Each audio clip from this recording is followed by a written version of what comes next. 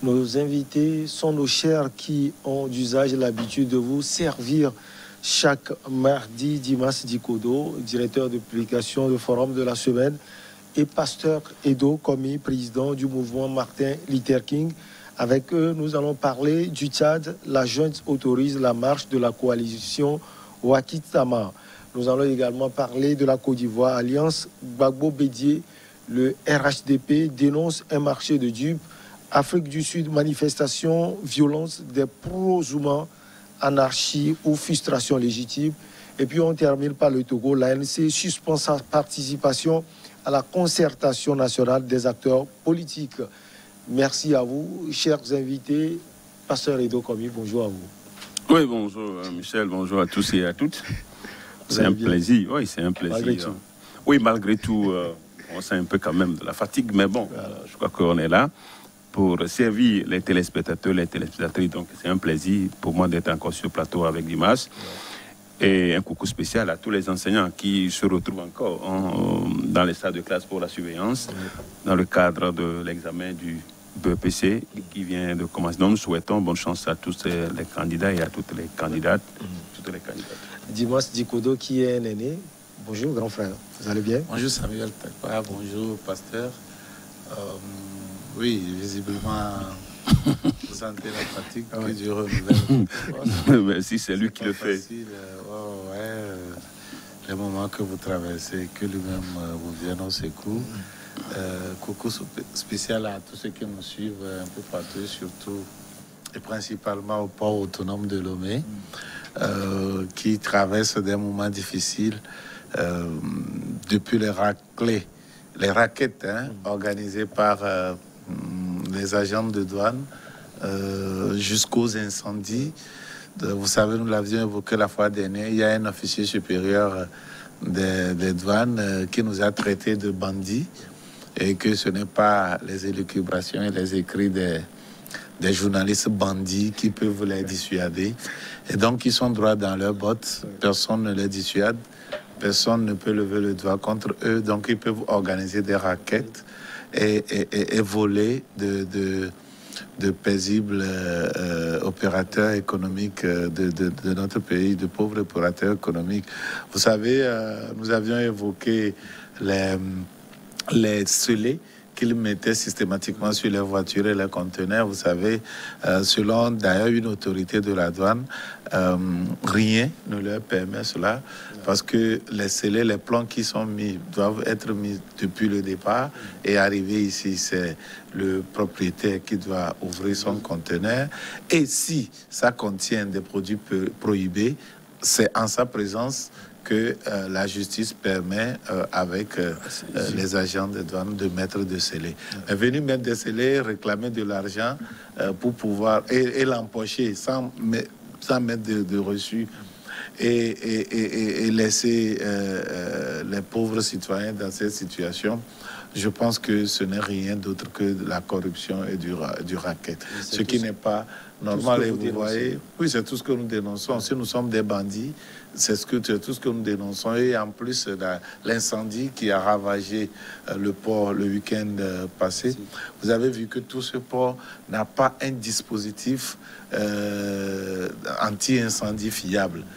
Toutes les de Bolloré sur lesquelles on a entreposé les balles de coton n'ont même pas une seule bouchée d'incendie. Les deux voitures sont en panne, les deux voitures des pompiers qui se trouvent au port sont en panne. L'une pour une réparation qui ne pouvait même pas coûter 50 000 francs, puisque c'est la batterie et l'alternateur seulement. Et l'autre a ses pompes qui lâchaient, et puis on l'a laissé.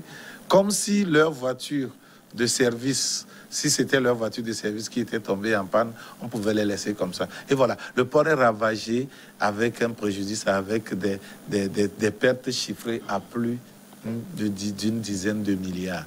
Déjà, le 27 juin dernier, il y a toujours dans la zone portière Springfield qui est une usine de produits pharmaceutiques a pris feu avec des pertes chiffrées à 5 milliards. Et si nous ne pouvons pas mettre sur pied un dispositif pour sécuritaire et de sûreté de notre port, je pense que ce n'est pas le chef de l'État qui doit descendre de la présidence pour acheter une batterie ou un alternateur. C'est la preuve que à tous les niveaux, à tous les domaines de la gestion des affaires de notre pays, il manque de civisme. On n'a pas cette culture de gestion de la chose publique. On s'intéresse seulement à ce qui nous appartient. C'est dommage. Et au même moment, moi je profite pour rendre hommage à ces volontaires d'engagement citoyen, les VEC.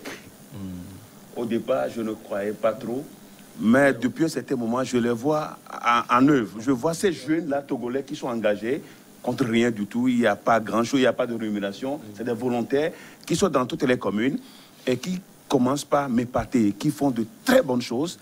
Et pour moi, je crois que ces jeunes-là sont engagés.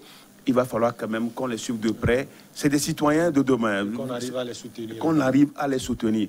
Parce que moi, je les ai vus dans le décès de ma maman. C'est des gens dans la commune de Vautois. Ils sont toujours à mes côtés. Ils sont toujours là. Ils sont en train de rendre. En tout cas, venez dans mon village. Vous verrez ce qu'ils sont en train de faire. Ils sont en train de rendre le village très beau. Ils sont là tout le temps. Et je profite de cette occasion pour rendre un hommage à ces jeunes engagés, de Lomé jusqu'à Sinka, ceux qui sont dans les communes, qui sont dans l'assainissement, qui sont dans la protection de l'environnement, qui sont un peu partout dans le développement. Je crois que bravo à vous, l'évêque. Je vous porte dans mon cœur. Vous êtes vraiment l'avenir de ce pays. Vous êtes vraiment engagé. On va voir si vous allez dire aussi bravo à la junte militaire au Tchad qui autorise la marche de la coalition Wakitama. Au Tchad, le gouvernement autorise pour la première fois la marche de la coalition Wakitama qui est opposée au pouvoir en place. Ce mouvement qui regroupe des associations de la société civile et des partis politiques entend manifester pour protester contre le risque de confiscation du pouvoir par la junte en place depuis l'annonce de la mort d'Idriss Déby Itno le 20 avril dernier. Dimas Dikodo, vous pensez que c'est quand même une ouverture portée sur la voie démocratique? Et c'est à souligner, sans doute. Non, une ouverture, je ne saurais le dire, mais ce que je préfère plutôt saluer la détermination de cette coalition qui veut se faire entendre, qui veut faire passer sa voix, qui veut, comment puis-je dire, agir pour que les choses soient autrement. En tout cas, conforme à ce que les tests disent au Tchad. Et je les salue. Je les salue malgré la répression, malgré la mort en leur sein, plusieurs morts en leur sein, malgré les intimidations, les menaces de mort, les incantations, mais ils ont tenu ferme jusqu'à arracher cette manifestation. On aurait pu autoriser cette manifestation, les recevoir, les écouter, discuter avec eux, présenter les choses. Peut-être la politique, c'est l'envers, le revers. Peut-être ils sont situés à un côté où ils ne voient pas l'autre côté. Mais les recevoir, discuter avec eux, échanger avec eux, changer les choses autrement. Au moins une seule vie tchadienne sera sauvée. Mais on a préféré céder après des morts. On parle de 6 morts, je pense. Oui. Ben voilà, bon, du moins, c'est quelque chose qui avoisine une dizaine. Ce n'est pas bien. Ce n'est pas bien.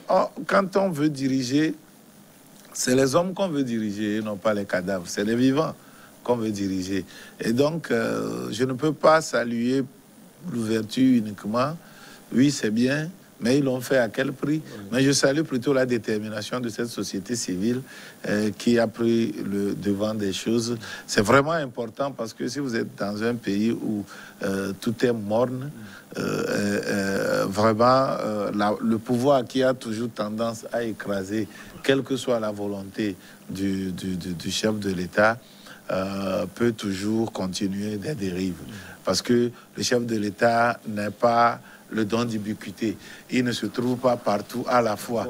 Mais les gens qui s'accaparent d'un pan de pouvoir peuvent vous faire mal avec le petit pan de pouvoir qu'ils ont.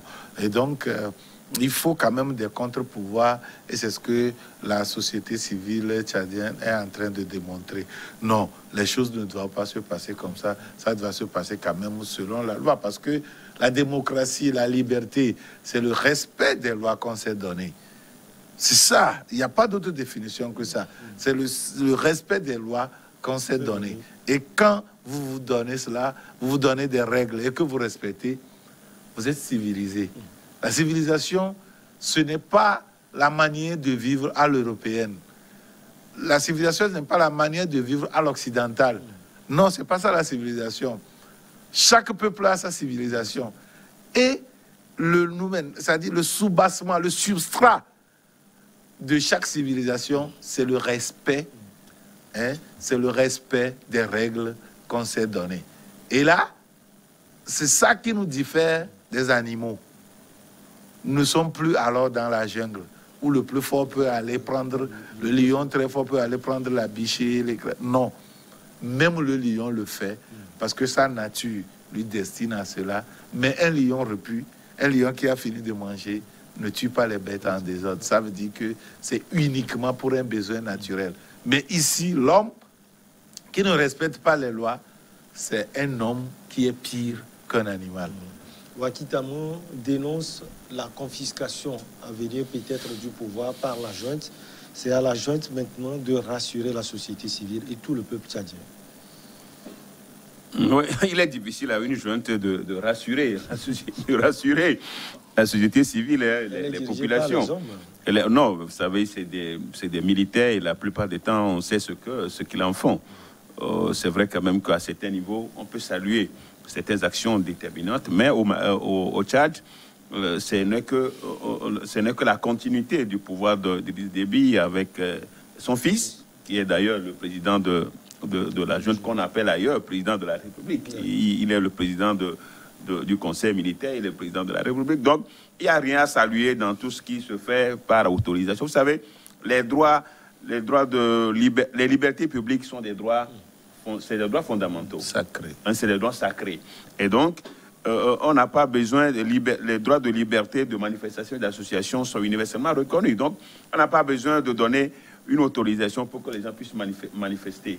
Quand on est dans un régime d'information, on informe et puis il revient aux forces publiques de prendre des mesures pour que les manifestations soient organisées. C'est vrai quand même que des fois, il y a certaines manifestations qui peuvent quand même porter atteinte à la sécurité, même dans les pays occidentaux. Des fois, on n'interdit pas, mais on essaie quand même de dire au préfet, on encadre, on dit au préfet, le préfet prend des mesures, ou bien les maires prennent des mesures pour encadrer, pour que ça ne porte pas atteinte à la sécurité publique. C'est tout à fait normal. Mais en Afrique, on a l'impression que dès qu'on veut manifester, on trouve toujours une bête noire, on va dire que voilà. On trouve toujours des subterfuges, et ce qui ne fait pas marcher notre démocratie, notre processus démocratique. Donc, au Tchad, ce n'est pas grand-chose. Il n'y a rien à saluer, comme dimanche l'a dit. Ce n'est pas une ouverture. On dit, vous parliez de s'il y a une certaine ouverture. Non, on ne voit pas une certaine ouverture de la junte parce que le fils Idriss Déby est allé en France. On lui a dit il faut quand même accepter les manifestations. Il a reçu des ordres depuis Paris. Ce sont les BABA. Ce sont les BABA. Il dit non, il faut laisser les gens manifester. Et c'est ce qu'ils sont en train de faire. Dima disait tout à l'heure quelque chose.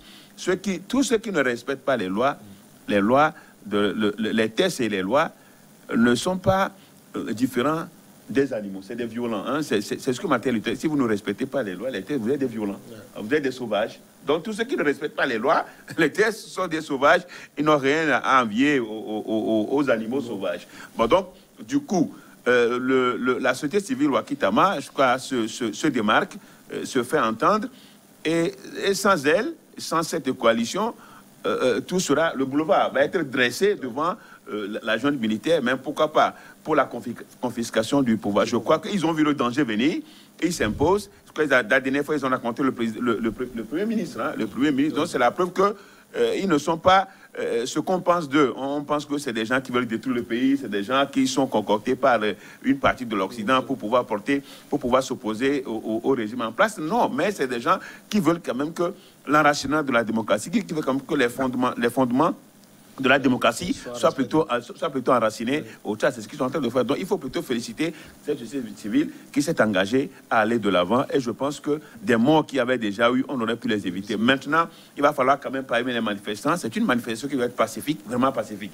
Que les gens ne s'infusent pas pour créer des dégâts et des soucis. Et ce qui va du tout fermer peut-être le robinet pour les prochaines manifestations. On va marquer la pause. On revient parler encore un peu du Tchad. Et puis, on va aborder le sujet sur la Côte d'Ivoire.